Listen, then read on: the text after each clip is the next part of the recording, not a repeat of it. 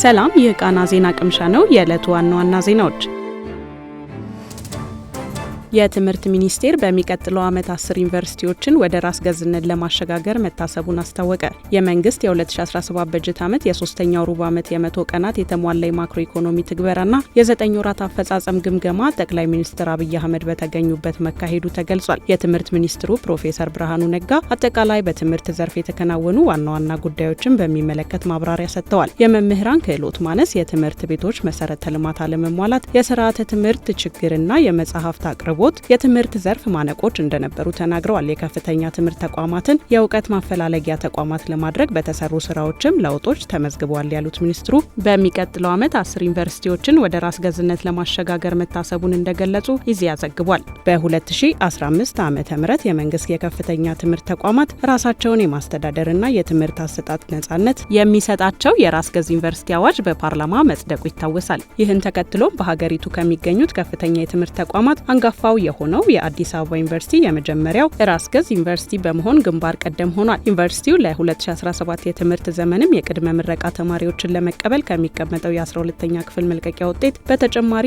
ራሱ ያዘጋጀውን የመወዳደሪያ ፈተና በመስጠት ተማሪዎችን መቀበሉ ይታወሳል። ከአዲስ አበባ ዩኒቨርሲቲ በተጨማሪ ሐዋሳ፣ ጎንደር፣ ባህር ዳር፣ አርባ ምንጭ፣ ጅማና ሀረማያ ዩኒቨርሲቲዎች ራስ ገዝ ሆነው እንዲደራጁ እየተሰራ መሆኑ ሲገለጽ ቆይቷል። የትምህርት ሚኒስትሩ በማብራሪያቸው ከዚህ በፊት በከተማ ብቻ ይታወቅ የነበረው የቅድመ አንደኛ ደረጃ ትምህርት ቤቶች አሁን ላይ ወደ ሁሉም የሀገሪቱ አካባቢዎች እንዲዳረሱ እየተደረገ ነው ብለዋል። በዚህም ባለፉት 9 ወራት ብቻ 1250 ቅድመ አንደኛ ትምህርት ቤቶች መገንባታቸውንም ተናግረዋል። እንዲሁም 390 የሚሆኑ አንደኛና መለስተኛ ትምህርት ቤቶችና 200 የሚደርሱ ሁለተኛ ደረጃ ትምህርት ቤቶች ተገንብተዋል ያሉ ሲሆን 22000 ለሚደርሱ ትምህርት ቤቶች ደግሞ እድሳት መደረጉን ጠቁመዋል። ይህም የመማር ማስተማር ስራው ምቹ እንዲሆን ማስቻሉን አመላክቷል ሲል ዘገባው አክሏል። የጋቦን ወታደራዊ መሪ ጀነራል ብራይስ ኦሊጉይ ንጉማ በሀገሪቱ የተካሄደውን ፕሬዝዳንታዊ ምርጫ 90.35 በመቶ ድምጽ በማግኘት ማሸነፋቸው ተገለጸ። ከትላንት በስቲያ ቅዳሜ በተደረገው ፕሬዝዳንታዊ ምርጫ የ50 ዓመቱ ኦሊጉይ በሰፊ ውጤት ማሸነፋቸውን አዣንስ ፍራንስ ፕረስ ዘግቧል። በተፈጥሮ ጋዝ በበለጸገችው ጋቦን ኦሊጉይ ወደ ስልጣን የመጡት ላለፉት 55 ዓመታት ጋቦንን ሲያስተዳድር በቆየውና በሙስና በተዘፈቀው የቦንጎ ቤተሰባዊ አገዛዝ ላይ መፈንቅለ መንግስት በማድረግ ነበር። በወቅቱም በቦንጎ ፈንታ የተተኩት የሽግግር ጊዜ ፕሬዝዳንቱ ጀነራል ኦሊጉይ የሽግግር ጊዜው ሲጠናቀቅ ስልጣናቸውን ለሲቪሎች እንደሚያስረክቡ ቃል ገብተው ነበር። ነገር ግን ባለፈው ጥር መጨረሻ ላይ ወታደሮች ለምርጫ መወዳደር እንዲችሉ የሚፈቅድ የምርጫ ህግ በሽግግር ፓርላማው በማጽደቅ ለምርጫ መወዳደር የሚያስችላቸውን መንገድ ጠርገዋል። ይህንን ተከትሎም ባለፈው ሳምንት በተካሄደው የጋቦን ፕሬዝዳንታዊ ምርጫ 90.35 በመቶ ድምጽ በማግኘት ማሸነፋቸው ተገልጿል። ይህም ለ7 ዓመታት በስልጣን ላይ ለመቆየት ያስችላቸዋል። ዋና ተቀናቃኛቸው አሊ ኢንክላድ ቢሊ ባይኔስ 3 በመቶ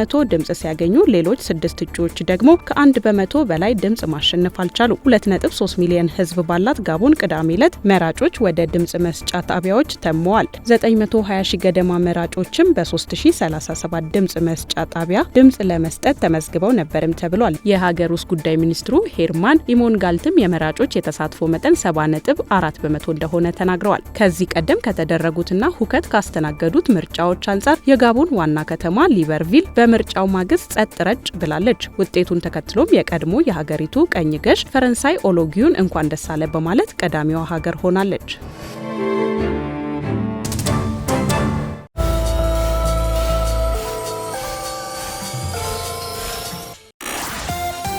የውጭ ጉዳይ ሚኒስቴር የቤላሩስ ኩባንያዎች በኢትዮጵያ በግብርና ምርቶች ማቀነባበሪያ፣ በማዕድን እንዲሁም የነዳጅ ዘርፎችን ጨምሮ በተለያዩ መስኮች ላይ ኢንቨስት በማድረግ እንዲሳተፉ ጥሪ ያቀረበ። የውጭ ጉዳይ ሚኒስትሩ ዶክተር ጌዲዮን ጢሞቴዎስ የቤላሩስ አቻቸውን ማክሲም ሪዚሄንኮቭን በጽህፈት ቤታቸው ተቀብለው ባነጋገሩበት ወቅት ጥሪውን እንዳቀረቡ ተገልጿል። በውይይታቸውም ዶክተር ጌዲዮን ኢትዮጵያ ከቤላሩስ ጋር ያላትን ግንኙነት የበለጠ ለማጠናከር ቁርጠኛ መሆኗን ገልጸዋል። አክለውም በኢትዮጵያ ምቹ የኢንቨስትመንት እድል ፈጠሩ የቤላሩስ ኩባንያዎች በግብርና ምርቶች ማቀነባበሪያ፣ በማዕድን፣ በነዳጅና ጋዝ፣ በግንባታ፣ በንግድና ቱሪዝም ዘርፎች እንዲሳተፉ ጥሪ ማቅረባቸውን የውጭ ጉዳይ ሚኒስቴር በፌስቡክ ገጹ ባወጣው መግለጫ ጠቁሟል። ሁለቱ የስራ ኃላፊዎች ባለፈው ዓመት በሩሲያ ካዛን ከተካሄደው የብሪክስ መሪዎች ጉባኤ ጎን ለጎን ጠቅላይ ሚኒስትር አብይ አህመድ ከቤላሩሱ ፕሬዝዳንት አሌክሳንደር ሉካሼንኮ ጋር ያደረጉት ውይይት የሀገራቱን ግንኙነት የበለጠ እንዲጎለብት ሚና እንደነበረው ጠቅሰዋል። ሀገራቸው ከኢትዮጵያ ጋር ያላትን ግንኙነት